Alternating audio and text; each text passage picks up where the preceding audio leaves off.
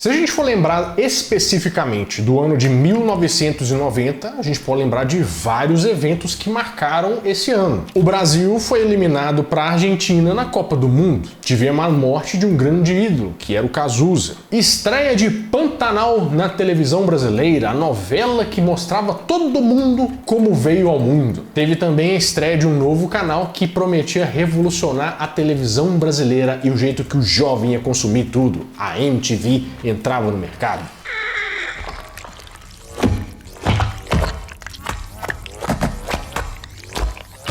Tiveram fatos históricos, a reunificação da Alemanha, por exemplo, o lançamento do telescópio Hubble e o bicampeonato do nosso ídolo Ayrton Senna.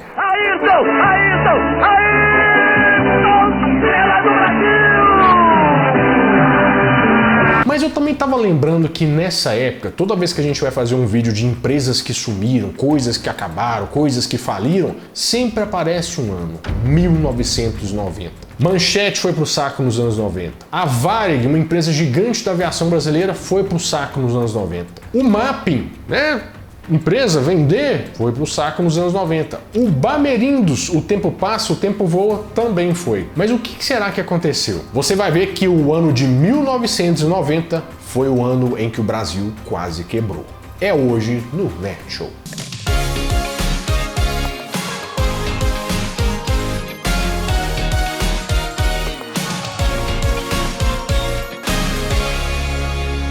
Fala, meus queridos amigos, como estão vocês? Vocês estão bom, né? Pra gente entender como que em 1990 se tornou esse circo todo, esse grande problema pro Brasil, a gente tem que entender, na verdade, que esse problema era muito mais embaixo e já estava sendo gerado há bastante tempo. 1990 foi só a ponta do iceberg. Então vamos lá pro fundo dele. Talvez você não saiba, mas talvez você já tenha estudado isso na escola também, porque é um assunto que a gente vê às vezes. O Brasil, na maioria das vezes, sempre teve modelos em que o Estado interferia na economia. E no último século isso aconteceu durante 3 oportunidades. A primeira durante o governo Getúlio Vargas, que era uma ditadura do Getúlio Vargas. No governo do JK, do Juscelino Kubitschek, também aconteceu. E também aconteceu no regime militar. Ou seja, o governo ficava de olho e falava assim, não faz isso aqui não, não vem pra cá não, você vai quebrar. E fazendo isso com as intenções de cuidar do Brasil. Esse se chama o modelo nacional desenvolvimentista, ou seja,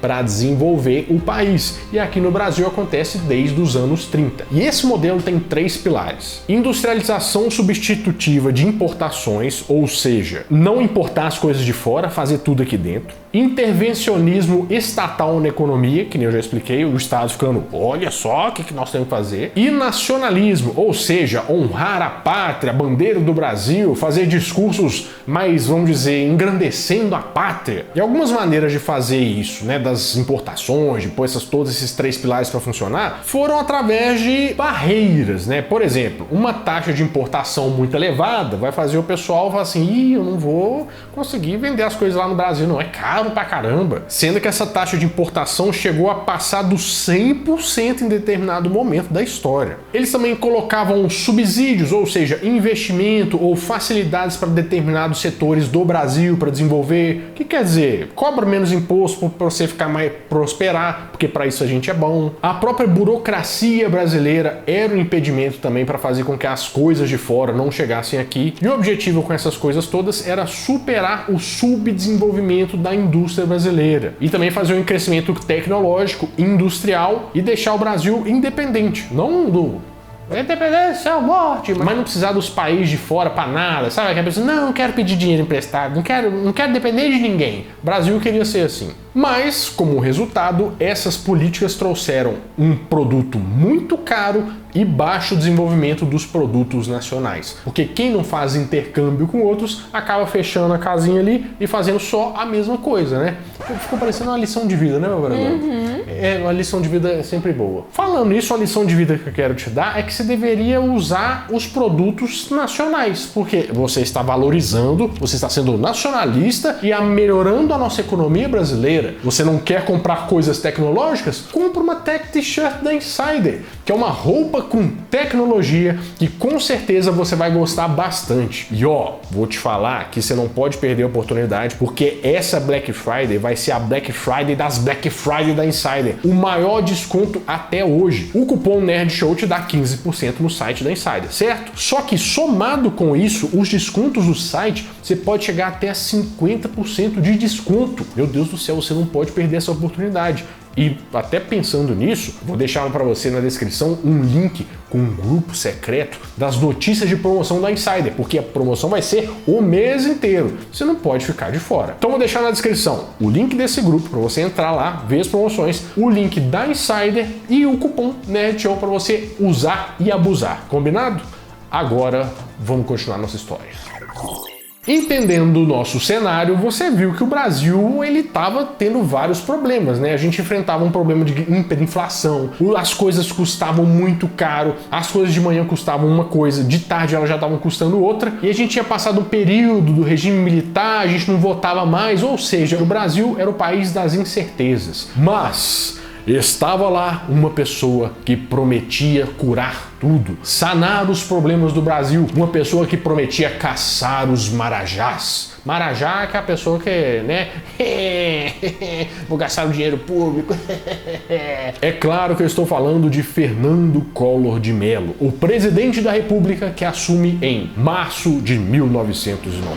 Prometo manter, defender e cumprir a Constituição, observar as leis, promover o bem geral e sustentar a união, a integridade e a independência do Brasil. Ele foi o primeiro presidente eleito por voto direto depois do regime militar. Só que ele veio com aquelas promessas que estava todo mundo disposto a ouvir, porque ele queria, primeiro, caçar os marajás, modernizar o Brasil e acabar com a estagnação econômica. Isso aí é um discurso que tá todo mundo comprando aqui, ó, vendido na planta. E nos primeiros dias de mandato, ele já lança o Plano Collor 1, com diversas medidas que prometiam melhorar o país. Fala muito se sobre inflação, né? Que nessa época era de 80% ao mês. Você imagina um trem desse, meu Brelão? Nossa, é muita coisa. Muita coisa. Plano econômico esse que foi criado por uma pessoa que ficou bem famosa nessa época, a Zélia Cardoso de Mello, que era a ministra da Economia. Eu achei engraçado que ele estava falando sobre várias coisas do plano de governo dele, né? Não pode fazer isso, não pode fazer aquilo, os marajás, não sei o quê. Até gerente de loja ele estava querendo prender se ficasse guardando estoque. Vocês acreditam nisso? Esconder mercadorias,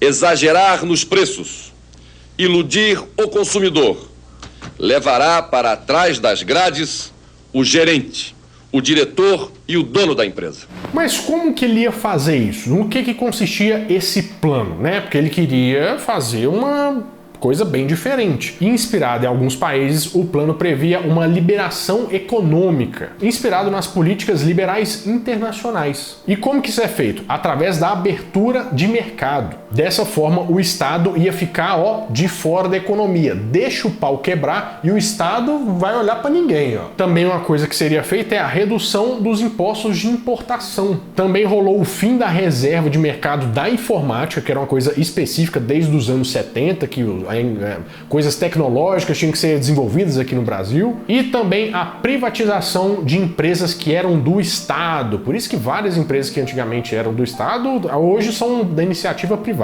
No papel, a ideia era boa, porque o Brasil agora ele ia fazer parte da comunidade global. Ele ia falar assim, entrar no chat assim, e aí galera, o que eu perdi? Ele ia se atualizar, participar do mercado e tudo mais. A reação das instituições financeiras americanas varia entre a aprovação e a surpresa. Os títulos da dívida externa brasileira subiram 0,75% hoje.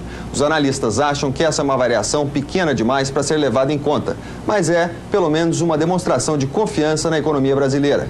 O mercado precisa de alguns dias para digerir e entender as medidas econômicas. Na teoria, isso ia ser bom porque ia ter competição de produto para qualquer tipo de coisa, sabe? Todas as indústrias iam poder prosperar. Mas só que não deu muito certo. Sabe por quê? A mudança, ela foi brusca demais. Porque as empresas que aqui estavam, elas não tinham uma preparação para poder participar desse mercado global. Eles estavam com produtos defasados, produtos mais antigos, produtos que não competiam com as coisas tão tecnológicas que vinham de fora, que com certeza tinha um preço muito mais competitivo. E foi a partir daí que várias empresas brasileiras e vários setores começaram a enfrentar grandes dificuldades. Para você ter uma ideia, a informática foi o setor mais afetado por isso tudo. Tem empresas brasileiras que você nem chegou a conhecer, mas elas faliram nessa época. Por exemplo, a Prológica, que fazia computadores nacionais, mas não resistiu quando essas empresas vieram para o Brasil. IBM, Intel, HP, a Itautec, que é brasileira, conseguiu até sobreviver, mas a partir de 1992 ela teve que reestruturar todo o negócio, porque os computadores que vinham de fora eram muito melhores que as carrocinhas que a gente tinha aqui. Pra você ter uma ideia, olha o comercial do computador da Prológica. Ele tem jogos em cartuchos e fitas, e é o único com 2 joysticks analógicos que permitem movimentos de imagem em todas as direções. E olha o que essas outras empresas estavam fazendo nessa época. Imagine um processador que não seja apenas mais poderoso. Imagine uma nova força dentro do computador, com desempenho que responda imediatamente a todos os seus comandos. Absoluto, compatível, muito mais velocidade para seus softwares.